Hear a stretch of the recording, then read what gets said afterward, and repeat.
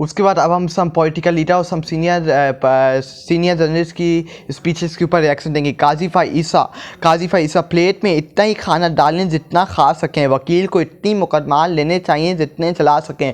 काजी ईसा, आप वकीलों के ऊपर तनकीद करते हैं, आप साफ़ियों के ऊपर तनकीद करते हैं। कभी आपने अपने गरेबार में जान के देखा है कि आप कैसे हैं? आपने जुल्म और ज़बर का साथ दिया, इस अवाम के ऊपर जुल्म और न दिया।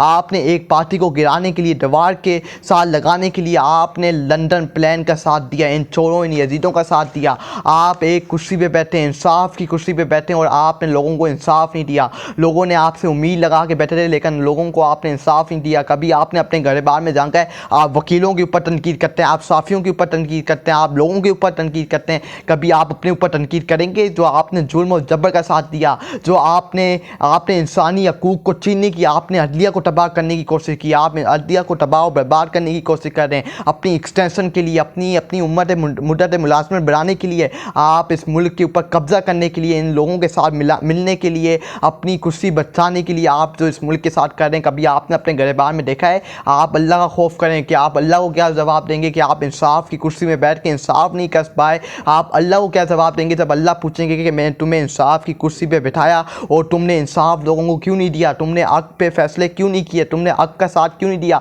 उस अदालत का खौफ करें। आज आप अदालत में बैठ के सबरा हैं, लेकिन आप उस अदालत में सबरा नहीं होंगे। आप उस अदालत में अल्लाह के सामने जब पेश होंगे, अल्लाह को क्या जवाब देंगे? अल्लाह को किस मुंह से आप जवाब देंगे? अल्लाह के सामने किस तरह खड़े होंगे? किस तरह अल्लाह जब पूछेगा कि मैंने आपको इंसाफ की खुशी में बताया और आप इंसाफ क्यों नहीं किया?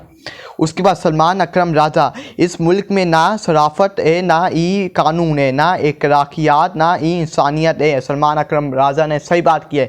ना इस मुल्क में इखलाकियात है, ना इंसानियत है। आप जब चाहें किसी को उठा के आप बंद कर देते हैं। आप जब चाहें हमारी माई बहनों के घरों में रात के 3 बजे घुस के उनको, उनके गिरबानों से उनको धक्के मारते हैं, उनके ऊपर उनको मार पीट करते हैं। हमारी माई बहनों के ऊपर, हमारे बुज़ुर्गों के ऊपर हाथ चलाते हैं। ना इंसानियत है, ना कानून, ना शराफत है इस मुल्क के अंदर।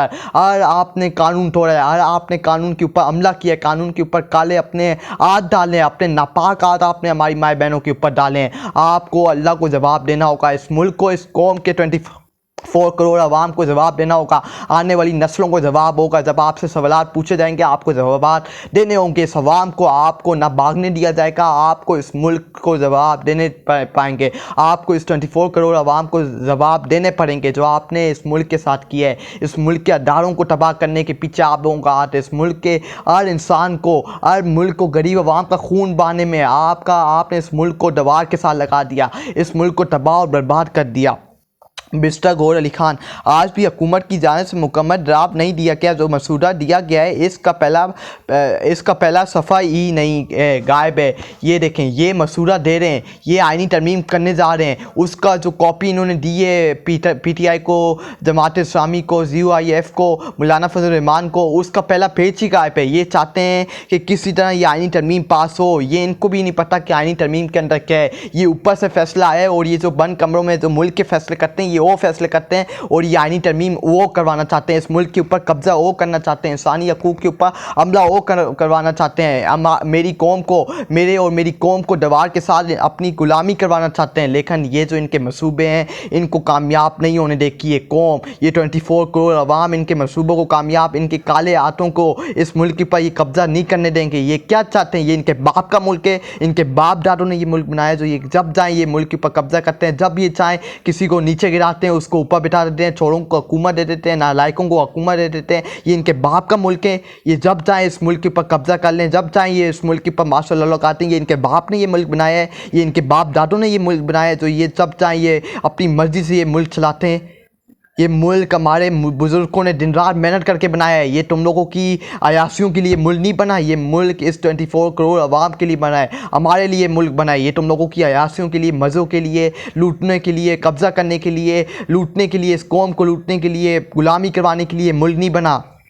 उसके बाद हामिद डोकर हुकूमत ने जो ड्राफ्ट दिया इसमें बोर्ड अबामात वजात नहीं, ये हुकूमत चाहती है कि किसी तरह ये आईनी तरमीम पास करवाई जाए। कोई इनके पास ना वजात है, ना इनके पास कोई फैसला है, ना इनके पास कोई तरतीब है कि ये किसके कहने पे करवाई जा रही है, किसके ऑर्डर्स पे करवाई जा रही है, ना इनके पास कुछ प्लानिंग है। ये सिर्फ आईनी तरमीम किसी सूरत पर इनको डेडलाइन दी गई है कि आपने 25 अक्टूबर से पहले ये आईनी तरमीम पास करवाना है, इसका बिल पास करवाना है। अगर नहीं करवा गए तो फिर आपकी हुकूमत फिनिश हो जाएगी, आपकी हुकूमत ख़त्म हो जाएगी, क्योंकि नया आने वाला चीफ सदर ऑफ पाकिस्तान मंसूर अली शाह जो इलेक्शन जो फॉर्म 47 भी हुकूमत बनी है, सारे इलेक्शन को खोल के रख देगा। पूरी दुनिया के सामने इनका चेहरा, इनका असली चेहरा खुल के सामने आ जाएगा।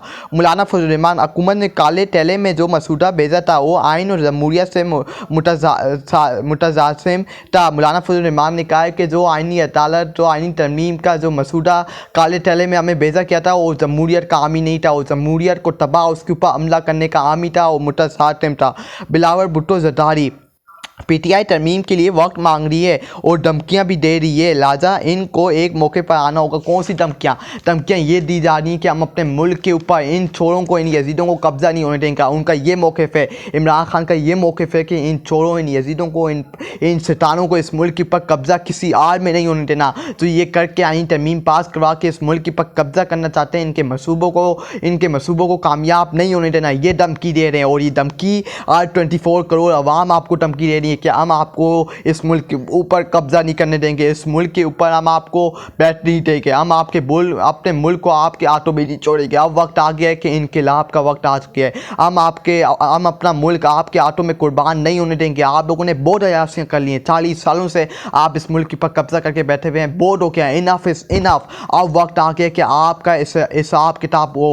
आपने मुल्क के ऊपर 40 सालों से कब्ज़ा करके बोर्ड इस मुल्क को खा लिया, इस मुल्क को आपने तबाह और बर्बाद बोर्ड कर लिया। अब हम आपको इस मुल्क को अपने कब्ज़े में भी नहीं लेने देंगे, ना इस मुल्क को और तबाह और बर्बाद होने देगा। अब वक्त आ गया कि आपका हिसाब किताब हो, आपको कटोरे में लाया जाए।